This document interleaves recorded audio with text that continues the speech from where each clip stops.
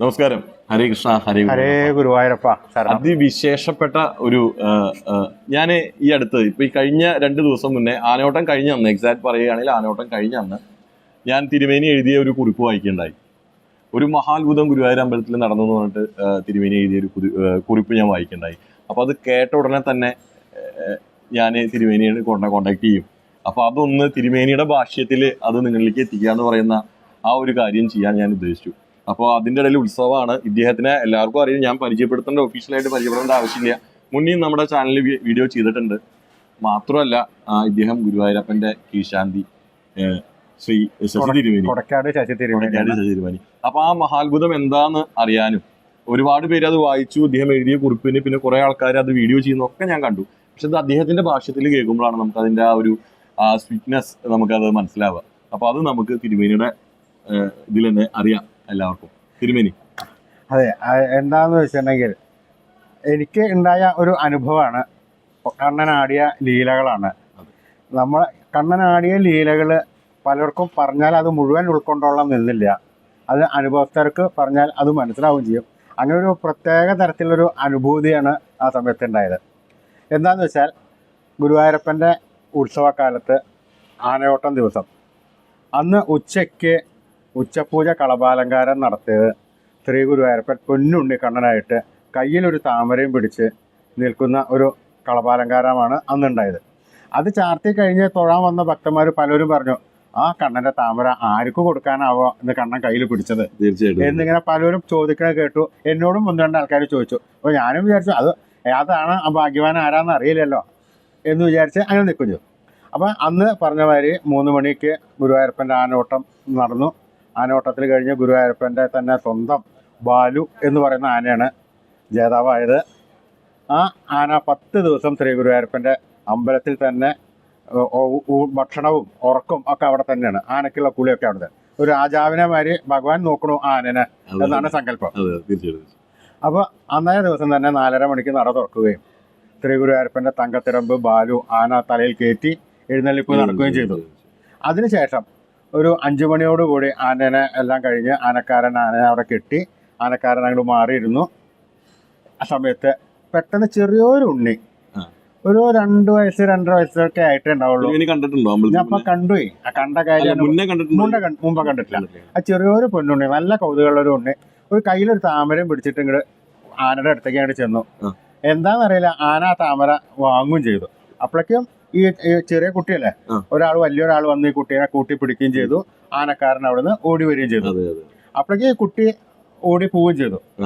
എന്താണെന്ന് വെച്ചാൽ ആ കുട്ടി ഓടിപ്പോയി കഴിഞ്ഞാൽ കുട്ടി കൂട്ടം തെറ്റിയതാണോ എന്നൊക്കെ വിചാരിച്ചിട്ട് എല്ലാവരും ഈ കുട്ടിയെ തെരഞ്ഞ് അങ്ങോട്ടും ഇങ്ങോട്ടൊക്കെ പോവുകയും ചെയ്തു. പക്ഷെ ആ കുട്ടീനെ കാണാൻ പറ്റിയില്ല. ആ കുട്ടീനെ അമ്പലത്തിൽ മുഴുവൻ തെരഞ്ഞു നോക്കി എല്ലാവരും. ആ കുട്ടിയുടെ പൊടി പോലുമില്ല. അപ്പൊ എനിക്ക് തോന്നി അത് ഭഗവാൻ കണ്ണൻ തന്നെയാണ്.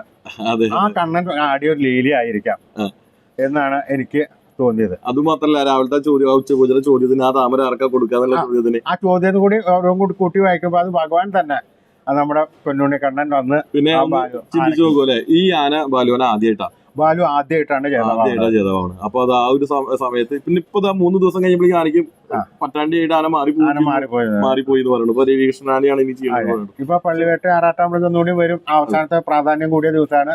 അപ്പോഴേക്കും ആനനെ എഴുന്നള്ളിക്കാം എന്ന് പറഞ്ഞിട്ട് വരുന്നുണ്ട്. പിന്നെ ഞാൻ കുട്ടിക്കാലം തൊട്ട് കാണാനാണ് ബാലുവാനെ ഗുരുവായൂർ. ആദ്യമായിട്ടാണ് ഇപ്പൊ ഇങ്ങനെ ഒരു ജേതാവാണത്. അകത്ത് എഴുന്നള്ളിപ്പൊന്നും വലിയ ചിട്ടയില്ലാത്ത ആനയാന്ന് പറഞ്ഞു കേട്ടിട്ടുണ്ട്. എന്നാൽ കൂടിയിട്ടും ഗുരുവായൂർ ചിട്ടകൾ കുറച്ച് കുറവാണ്. ആനയ്ക്ക് അറിയില്ല. പിന്നെ ആന ചില സമയത്ത് കുറച്ചൊരു വികൃതി ഉള്ള ആനയാണ്. പിന്നെ ആന ആ വല്ല കൊട്ടും മറ്റതൊക്കെ കേട്ട ഒരു പരിഭ്രമം കൂടും. അപ്പൊ അങ്ങനെയൊക്കെയുള്ള ഒരു ഗുരുവായൂരപ്പന്റെ അടുത്ത് വന്ന് വല്ല പ്രശ്നങ്ങളും ഉണ്ടായാലോ എന്നുള്ള ഒരു കരുതൽ. പേടിയൊന്നും വേണ്ടെന്ന് പറഞ്ഞത് സമ്മാനമായിട്ട് കൊടുത്തു തന്നെയാന്ന് വിചാരിക്കും. അത് ഭഗവാൻ തന്നെ കൊടുത്തത്. ഭഗവാൻ പലതരത്തിലുള്ള ലീലകൾ ആടുന്നുണ്ട്. പിന്നെ ഇതിന്റെ മുമ്പേ പറഞ്ഞ മാതിരി തന്നെ പല ആൾക്കാരും പലതും കണ്ടു എന്ന് പറയുന്നുണ്ട്. വിശ്വാസമുള്ളവരോട് ഇത് പറഞ്ഞാൽ അവർ വിശ്വസിക്കും, അല്ലാത്തവരോട് ഇത് പറഞ്ഞു എന്ന് പറഞ്ഞൊരു തള്ളിയോട്. അപ്പൊ ഗുരുവായൂർ അമ്പലത്തിൽ പറഞ്ഞവര് പലതരത്തിലുള്ള മഹത്വക്കളും വരുന്ന സ്ഥലമാണ്. ഇതേമാതിരി പല പല ലീലകൾ ആടുന്ന സ്ഥലമാണ്. പലർക്കും അനുഭവം ഉണ്ടായ സംഗതികളുണ്ട്. ഇതുപോലെ തന്നെ തിരുമേനിയുടെ ഓർമ്മയിൽ നിൽക്കുന്ന എന്തെങ്കിലും ഒരു കാര്യം കൂടി. എന്തായാലും നമ്മളൊരു മഹാത്ഭുതം തന്നെയാണ് ഇപ്പൊ പറഞ്ഞ കേൾക്കുന്ന ആളുകൾക്ക് ഒരുപാട് സന്തോഷമാവും. കാരണം എന്താ വെച്ച് കഴിഞ്ഞാൽ ഞാൻ എപ്പോഴും ശ്രദ്ധിച്ചിട്ടുണ്ട്, ഗുരുവായൂർ അമ്പലത്തിനെ കുറിച്ചിട്ടോ ഗുരുവായൂരപ്പനെ കുറിച്ചിട്ടോ നമ്മൾ എന്ത് പറഞ്ഞു കഴിഞ്ഞാലും ആളുകൾ ഒരുപാട് സംശയങ്ങളോട് കൂടിയിട്ട് പിന്നെയും പിന്നെയും ചോദ്യങ്ങൾ ചോദിക്കും. ഈ മനോഹര ഭഗവാന്റെ ലീലകൾ കേട്ടറിഞ്ഞും ആസ്വദിക്കാൻ ഒരുപാട് ആൾക്കാർക്ക് എന്നും സന്തോഷമാണ്. തിരുമേനി അത് അനുഭവസ്ഥരാണ്. ആളുകൾ നിരന്തരം ചോദ്യങ്ങൾ ചോദിക്കുന്നു, പല പല കാര്യങ്ങളും ചോദിക്കുന്നത്. അപ്പൊ അതുപോലെ തന്നെ ഇവരോട് ഇപ്പൊ ഷെയർ ചെയ്യാൻ ഇത് ഗുരുവായൂരിലെ ഏറ്റവും സുന്ദരമായിട്ടുള്ള ഒരു കാലഘട്ടമാണ്. പിന്നെ ഈ പറഞ്ഞ മാതിരി 2020 അതെ, കൊറോണ മഹാമാരി കേമായിട്ട് നടക്കുന്ന കാലം. അതെ അതെ. ആ കാലത്ത് ഗുരുവായൂർ അമ്പലത്തിലേക്ക് ഭക്തന്മാർക്ക് ആർക്കും പ്രവേശനമില്ലാതിരുന്ന ഒരു കാലത്ത്, അതെ, ആ കാലത്ത് ശ്രീ ഗുരുവായൂരപ്പന്റെ തങ്കത്തിടമ്പ് എടുത്ത് ആനപ്പുറത്ത് എഴുന്നള്ളിക്കുന്നത് ഞാനായിരുന്നു. മഹാഭാഗ്യം. അപ്പൊ ഭക്തജനങ്ങൾ ആരും അമ്പലത്തിൽ വരില്ല. ഞങ്ങളെ മാതിരിയുള്ള പൂജാരിമാർ തന്നെ എണ്ണം പിടിച്ചിട്ട് 8 ആള് 9 ആളെ ഒരു ദിവസം ജോലി, ആ ഓൺ ഡ്യൂട്ടി ഇല്ലാത്തവർക്ക് അമ്പലത്തിൽ വരാൻ പറ്റില്ല. അങ്ങനെയുള്ള സമയത്താണ് ഇവിടെ ഈ മഹാമാരി ഒരു ചെറിയൊരു അനുഭവം. അതും എനിക്കുണ്ടായ അനുഭവമാണ്. മറ്റുള്ളവരോട് പറഞ്ഞാൽ അവർ വിശ്വസിക്കില്ല. നമ്മുടെ ഒരു അനുഭവം പറയുകയാണെന്നുണ്ടെങ്കിൽ, ഗുരുവായൂരപ്പന്റെ ശിവേലി 3 നേരം ശിവേലി ഉണ്ട്. 3 നേരം ശിവേലി സമയത്ത് 3 പ്രദക്ഷിണാണ് നടക്കണത്. അപ്പൊ മഹാമാരി കുറച്ചിങ്ങോട്ട് കുറഞ്ഞ സമയത്ത് കിഴക്കേ ഗോപുരവും പടിഞ്ഞാറേ ഗോപുരവും വരെ ഭക്തജനങ്ങൾക്ക് വരാൻ പറ്റും. ഭക്തജനങ്ങൾ കിഴക്കേ ഗോപുരത്തിനവിടെ പടിഞ്ഞാറേ ഗോപുരത്തിനവിടെ നിന്ന് തൊഴും, ഗുരുവായൂരപ്പനെ കാണും. അതെങ്കിലും ഒരു മഹാഭാഗ്യം എന്നുള്ള നിലയ്ക്ക് വരണ ആൾക്കാർ. അപ്പൊ അങ്ങനെയുള്ള ഒരു ദിവസത്തിലെ വൈകുന്നേരം 4:30 മണിക്ക് ശിവേലി ഉണ്ട്. ആ ശിവേലിക്ക് ഭഗവാനെ തങ്കത്തടമ്പെടുത്ത് കയറണം നമ്മൾ. അപ്പൊ എന്നെ സംബന്ധിച്ചോ പൊതുവെ കീഴ്സന്ധിക്കാരെ സംബന്ധിച്ചോ ഗുരുവായൂരപ്പൻ എന്ന് പറഞ്ഞാൽ ഒപ്പം കളിച്ച് നടക്കുന്ന ഒരു ഗോപാലനെ മാതിരിയാണ്. ശ്രീ ഗുരുവായൂരപ്പന്റെ ഒരുവിധം എല്ലാ കാര്യങ്ങളും ഞങ്ങളാണ് ചിട്ടപ്പടി നടത്തുന്നത്. തന്ത്രി നമ്പൂരിയും മേൽശാന്തി ഒതുക്കിയവർ പൂജ കഴിക്കുക മാത്രമേ ഉള്ളൂ. ബാക്കി ഭഗവാന് വേണ്ട എല്ലാ സംഗതികളും, കുളിക്കാനുള്ള വെള്ളം കൊണ്ടുകൊടുക്കുക, കുളിക്കാനുള്ള എണ്ണ കൊണ്ടുകൊടുക്കുക, കുളിപ്പിക്കാനുള്ള തണുപ്പൊരുക്കി കൊടുക്കുക, അതിന് ഭക്ഷണം കഴിക്കാൻ വേണ്ടിയിട്ടുള്ള എല്ലാ നിവേദ്യ സാധനങ്ങളും തയ്യാറാക്കി ശ്രീ ഗുരുവായൂരപ്പന്റെ മുമ്പിൽ എത്തിക്കുക. മേൽശാന്തി അത് വാരി കൊടുക്കും. അങ്ങനെയൊക്കെ ഉള്ള സംഘമാണ്. അപ്പൊ ഒരു കളിക്കൂട്ടുകാരനെ മാതിരി തന്നെ എന്തും ഞങ്ങൾക്ക് ഭഗവാനോട് പറയാം, ഭഗവാൻ ഞങ്ങളോടും പറയാം. അപ്പൊ അങ്ങനെ ഇരിക്കുന്ന സമയത്ത് ഭഗവാനെ എടുത്ത് ആനപ്പുറത്ത് കയറി മറ്റുള്ള മുഴുവൻ കാണിച്ചു കൊടുക്കുന്ന ഒരു ചുമതലയും കൂടി ഉണ്ട്. അപ്പോ അന്നത്തെ ഒരു ദിവസം ഗുരുവായൂരപ്പനെ എടുത്ത് ആനപ്പുറത്ത് കയറിയ സമയത്ത് മാറോട് ചേർത്തിട്ടാണ് നടക്കുക. ഈ മാറിനവിടെ വല്ലാണ്ടൊരു പെട്ടപ്പട്ടപ്പ് മാതിരി ഇങ്ങനെ തോന്നി. അപ്പോ ചെറുതായിട്ടൊരു മൂളല് ശബ്ദം മാതിരി തോന്നിയത് എന്താന്ന് വെച്ചിട്ടുണ്ടെങ്കിൽ, ഗുരുവായൂരപ്പൻ പറയണ മാതിരി എനിക്ക് തോന്നി. എന്നെ കാണാൻ ഭക്തന്മാരാരും വരുന്നില്ല, ഈ ഭക്തന്മാരെ കാണാൻ ഞാൻ അങ്ങോട്ട് ഓടിപ്പോയാലോ എന്ന്, ഈ ആനനെ ഞാൻ അവരുടെ അടുത്തേക്ക് ഒന്ന് ഓടിച്ചാലോ പറയണ മാതിരി തോന്നി. അപ്പൊ ഞാൻ പറഞ്ഞു, എന്റെ കണ്ണ അതൊന്നും വേണ്ട, ആന ഓടിക്കഴിഞ്ഞാൽ ഭക്തന്മാർക്കൊക്കെ പേടിയാവും എന്നൊക്കെ പറഞ്ഞു. ഇത് ഭഗവാൻ എനിക്ക് തോന്നിച്ചതും എനിക്ക് തോന്നിയതും ഉടനടി താഴത്ത് നിൽക്കുന്ന ആനക്കാരൻ പറഞ്ഞു, തിരുമേനി ആന എന്റെ കൺട്രോളിലല്ല, ആന കൈ വിട്ടുണ്ട് എന്നാണ് എനിക്ക് തോന്നുന്നത്, നല്ലോണം ശ്രദ്ധിച്ചിരുന്നോളൂ എന്ന് പറഞ്ഞു. ആന ഏതാണ്ട് ഓർമ്മ വരുന്നില്ല. അപ്പൊ കുറെ ആന മാറി മാറി വരുന്നതാണ്. അപ്പൊ അങ്ങനെ ആനക്കാരൻ പറയലും കൂടി ചെയ്തപ്പോ എനിക്ക് എന്തോ ഒരു പ്രത്യേക ഒരു പരിഭ്രമോ എന്തോ ഒരു ഇതുമാതിരി. ഇത് പറയലും ആന അയ്യപ്പന്റെ അമ്പലത്തിന്റെ അവിടുന്ന് വേഗം നടന്നു എന്ന് വെച്ചാൽ ചെറുതായിട്ട് ഓടി. ആ ഓടി കഴിഞ്ഞ് നേരെ പടിഞ്ഞാറ നടക്കിലെത്തി കഴിഞ്ഞിട്ട് പടിഞ്ഞാറ ഗോപുരത്തിൽ നിന്ന് പുറത്തേക്ക് പോണ മാതിരി ഞാൻ പുറത്തിരിക്കണ്ട്. ആനക്കാരൻ അത് പറയലും ഞാൻ നല്ലോണം മുറുക്കി പിടിച്ചു. ഭഗവാനോട് ഞാൻ പ്രാർത്ഥിക്കണ്ട, വേണ്ട വേണ്ട ഒരു അല്ലേ. ആന പടിഞ്ഞാറ ഗോപുരത്തിൽ നിന്ന് പുറത്തേക്ക് കിടക്കാൻ തക്കവണ്ണം ഉള്ള മാതിരി ആന അങ്ങോട്ട് നിന്നു. അപ്പോഴേക്കും ആനക്കാരൻ വന്ന് ആന കൺട്രോൾ ആക്കി. അപ്പൊ എന്ന് പറഞ്ഞപ്പോ ശരിക്കും പറഞ്ഞിട്ടുണ്ടെങ്കിൽ ഭഗവാൻ ആ പുറത്തുള്ള ഭക്തന്മാരെ കാണാൻ വേണ്ടിട്ട് തന്നെ അതിന്റെ ഓടി പോണ മാതിരി തന്നെയാണ് എനിക്ക് തോന്നിയത്. ഇത് ഈ ഒരു ചെറിയൊരു നിമിഷം കൊണ്ട് ഈ സംഗതി മുഴുവൻ കഴിഞ്ഞു. അപ്പൊ ഭക്തന്മാരെല്ലാവരും വിചാരിച്ചു ഭക്തന്മാരെ കാണിക്കാൻ വേണ്ടി ഭഗവാൻ കൂടെ നേരിട്ട് മുമ്പിലേക്ക് നിന്നു തന്നെയാണ്. ഇത് കഴിഞ്ഞു 2 മിനിറ്റ് ആന അവിടെ നിന്നു. അതോട് കൂടിയിട്ട് ആനക്കാരന്റെ കൺട്രോളിലായി.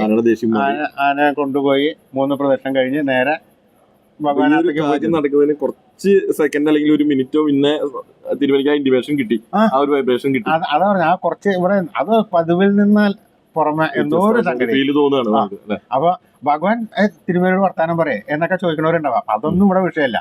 നമ്മുടെ മനസ്സും ഭഗവാന്റെ മനസ്സും എങ്ങനെയാന്ന് പറയാം. നമ്മൾ ഏത് വിധത്തിൽ ഭഗവാനെ കാണണോ അതേ വിധത്തിൽ ഭഗവാൻ നമ്മളെ കാണും. നമ്മൾ എത്രത്തോളം ഭഗവാനെ സ്നേഹിക്കണോ അത്രത്തോളം ഭഗവാൻ സ്നേഹിക്കും. അതെ. നമ്മള് കാര്യമായിട്ട് ഭഗവാനോട് സ്നേഹം പ്രാർത്ഥനയെ വേണ്ടു. വേറെ കുറെ സ്വർണം കൊടുക്കലോ കുറെ പൈസ കൊടുക്കലോ ഒന്നും ഭഗവാൻ വേണ്ട. നമ്മൾ എങ്ങനെ ആത്മാർത്ഥമായിട്ട് ഭഗവാനോട് പ്രാർത്ഥിക്കണോ ഭഗവാനെ സ്നേഹിക്കണോ അതേമാതിരി സ്നേഹസമ്പന്നനാണ് ഭഗവാൻ. നമ്മുടെ അടുത്തേക്ക് ഓടി വന്ന് നമ്മുടെ കാര്യങ്ങളൊക്കെ വേണ്ട സമയത്ത് നടത്തി തരുന്നതാണ്. അപ്പൊ നമ്മളെ സംബന്ധിച്ച് എപ്പോഴും ഒരു ഗോപാലൻ ഒരു കൂട്ടുകാരൻ തന്നെയാണ് ഭഗവാൻ. എന്ത് കാര്യം ഉണ്ടെങ്കിലും ഭഗവാനോട് പറയാം, ഭഗവാൻ അത് കേൾക്കും. അതിനുള്ള പ്രതിവിധി ഭഗവാൻ തന്നെ ഉണ്ടാക്കി തരും. അത് ഉറച്ച വിശ്വാസമാണ്. നമ്മൾ എന്ത് കാര്യം ഉറച്ച് ഭഗവാനോട് പറഞ്ഞു കഴിഞ്ഞാലും ഭഗവാൻ അത് കേൾക്കും, നമ്മുടെ കാര്യമൊക്കെ നടത്തി തരും. എന്തായാലും വളരെ ഉപകാരം. ഇതിപ്പോ ഹരീഷ് ചോദിച്ചപ്പോ തന്നെ എനിക്ക് പറയുമ്പോ തന്നെ ശരിക്കും പറഞ്ഞാൽ എന്തൊക്കെയോ രോമാഞ്ചം വരികയാണ്.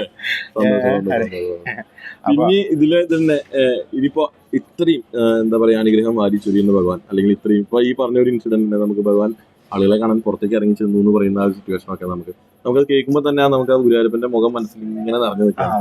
അതുപോലെ തന്നെയാണല്ലോ ഇപ്പൊ ഈ ഉത്സവ സമയത്ത് ഇദ്ദേഹം വടക്കേ നടക്കിൽ ഇറങ്ങിയിരുന്നിട്ട് പഴക്കാമണ്ഡപത്തിൽ നിന്ന് ജനങ്ങൾക്ക് അനുഗ്രഹം കൊടുക്കാൻ വേണ്ടി തയ്യാറായിട്ട് വന്നിരിക്കുന്നത്.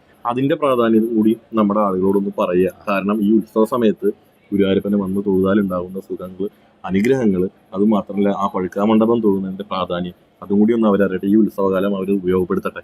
അതുകൂടി ഒന്ന്. ഈ ഉത്സവകാലത്ത് മാത്രമാണ് സ്വർണ്ണപ്പഴുക്കാമണ്ഡപത്തില് ഭഗവാൻ എഴുന്നള്ളിയിരിക്കുക.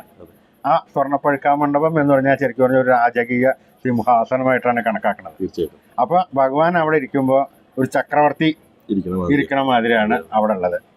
രാവിലെയും വൈകുന്നേരമാണ് ഈ എഴുന്നള്ളിപ്പ് സിംഹാസനത്തിൽ ഇരിക്കുക. രാവിലത്തെ നേരം ഏകദേശം ഒരു 11 മണിയാവുമ്പോ ക്ഷേത്രത്തിന്റെ നാലമ്പലത്തിന്റെ ഉള്ളിലെ സപ്തമാതൃക്കൾക്ക് ബലി തൂവുന്ന സമയത്ത് ആണ് ഭഗവാനെ എഴുന്നള്ളിച്ച് ചേർന്നിട്ട്. അപ്പൊ പഴുക്കാ മണ്ഡപത്തില് നെറ്റിപ്പട്ടം വെച്ചിട്ടുണ്ടാവും, വെഞ്ചാമര ഉണ്ടാവും, ആലവട്ടം ഉണ്ടാവും, വെൺകൊറ്റക്കുട ഉണ്ടാവും.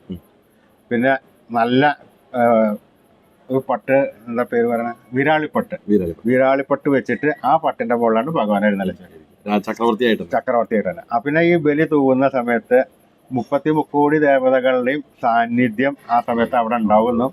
നമ്മൾ കാണിക്കയിട്ട് ദർശനം നടത്തി കഴിഞ്ഞിട്ടുണ്ടെങ്കിൽ എല്ലാ ദേവീദേവന്മാരുടെയും അനുഗ്രഹം നമുക്ക് കിട്ടും എന്നാണ് പറയുന്നത്. അപ്പൊ രാവിലത്തെ നേരാണ് 2-ാം വിളക്ക് മുതൽ 8-ാം വിളക്ക് വരെ നാലമ്പലത്തിന്റെ ഉള്ളിൽ എഴുന്നള്ളിച്ചത്. ഇതേമാതിരി വൈകുന്നേരം 2-ാം വിളക്ക് മുതൽ 8-ാം വിളക്ക് കൂടി പുറത്ത് വടക്കേ നടക്കില് ഇതേമാതിരി അലങ്കരിച്ചിട്ട് സ്വർണ്ണപ്പഴുക്കാ മണ്ഡപത്തിൽ എഴുന്നള്ളിച്ച് വെക്കും. അവിടെയാണ് കേരളത്തിലെ ഒട്ടുമിക്ക പ്രശസ്ത കലാകാരന്മാരും അവനവന്റെ കല ഭഗവാന് മുന്നിൽ സമർപ്പിക്കുക. അപ്പൊ പേര് കേട്ട എല്ലാ കലാകാരന്മാരും ഒരു ഭഗവാന്റെ മുന്നിൽ കൊട്ടാൻ വേണ്ടിയിട്ടുള്ള മോഹിച്ചു പറഞ്ഞ. അപ്പൊ അത് ഒരു ഏകദേശം ഒരു 9 മണി മുതൽ 12 മണി 12:30 മണി വരെ ഉണ്ടാവും. ആ സമയത്തും ദർശനം നടത്തുന്നത് അത്യുത്തമമാണ്, ശ്രേയസ്കരമാണ്. അപ്പൊ തുടക്കത്തിൽ കുറച്ച് നേരം തിരക്കുണ്ടെങ്കിൽ കൂടി അത് കഴിഞ്ഞാൽ സുഖമായിട്ട് നമുക്ക് വേണമെങ്കിൽ ഒരു 10 മിനിറ്റ് 15 മിനിറ്റ് നിന്ന് തൊഴാനുള്ള സംവിധാനം അവിടെ ഉണ്ടാവും. അതെ. അപ്പൊ ഈ പഴുക്കാമണ്ഡപം തൊഴുന്നത് ശരിക്കും പറഞ്ഞിട്ടുണ്ടെങ്കിൽ അവനവനും അവനവന്റെ കുടുംബത്തിനും സന്തതി പരമ്പരകൾക്കും ശ്രേയസ്കരമാണ്. അതുകൊണ്ട് ഗുരുവായൂർ ദേവസ്വം ലൈവായിട്ട് കാണിക്കുന്നുണ്ടെങ്കിൽ കൂടി അത് കാണാൻ പറ്റുമെങ്കിൽ അത് കാണുക. ശരിക്കും പറഞ്ഞാൽ ഗുരുവായൂർ വന്ന് അത് ദർശനം നടത്തി ഈ അനുഭൂതികളൊക്കെ ഒന്ന് അനുഭവിച്ചറിയണം എന്നാണ്. ഈ ഗുരുവായൂരപ്പന്റെ ഉത്സവം എന്ന് പറഞ്ഞാൽ ഒരു പഴയ ഭാരതത്തിൽ പറയണ മാതിരി രാജസൂയം ആണ് പറയണത്. രാജസൂയം നടക്കുമ്പോൾ എല്ലാ ഭക്തന്മാർക്കും സന്തോഷം, എല്ലാവർക്കും വേണ്ടതെല്ലാം വാരിക്കൂരി കൊടുക്കുകയാണ്. പ്രസാദോട്ട് രാവിലെ 9 മണി മുതൽ തുടങ്ങും. ഭഗവാന്റെ കഞ്ഞിയും പുഴുക്ക്, നാളികേരപ്പൂള്, ശർക്കര, ഉപ്പ്, അതാണ്. അതൊരു കഴിക്കാൻ വേണ്ടി എത്ര ഭക്തന്മാരാ വരണം. 18,000 20,000 ആൾക്കാരൊക്കെ ഒരു ദിവസം വരണം. ഇനി ഓരോ ദിവസം കഴിയുന്നതോറും അത് കൂടി വരും. അത് എല്ലാവർക്കും ഒരു ഭഗവാന്റെ പ്രസാദം എന്നുള്ള നിലയ്ക്ക് വരുന്ന സംഗതിയാണ്. അങ്ങനെ എല്ലാവരും വന്ന് കഴിക്കേണ്ടതാണ്. ഭക്തന്മാർക്കൊക്കെ ശ്രീ ഗുരുവായൂരപ്പൻ എപ്പോഴും അനുഗ്രഹം ചൊരിയുന്നത്. എന്തായാലും ഈ ഉത്സവകാലത്ത് നിങ്ങൾക്ക് തരാനുള്ള ഒരു നല്ല മെസ്സേജ്, അത് നേരിൽ അനുഭവിച്ച ഭഗവാൻ ഗുരുവായൂരപ്പനെ മാറോട് ചേർത്ത് പിടിച്ച് അദ്ദേഹത്തിന്റെ സംസാരം ശ്രവിക്കാൻ ഭാഗ്യം സിദ്ധിച്ച ഈ ഒരു മഹാത്ഭുതം നമ്മളോട് പറയാൻ മനസ്സ് കാണിച്ച ആ വലിയ മനസ്സിന് ഒരുപാട് നന്ദി. ഭഗവാൻ ഗുരുവായൂരപ്പൻ അനുഗ്രഹിക്കട്ടെ. ഹരേ കൃഷ്ണ. ഹരേ ഗുരുവായൂരപ്പ ശരണം.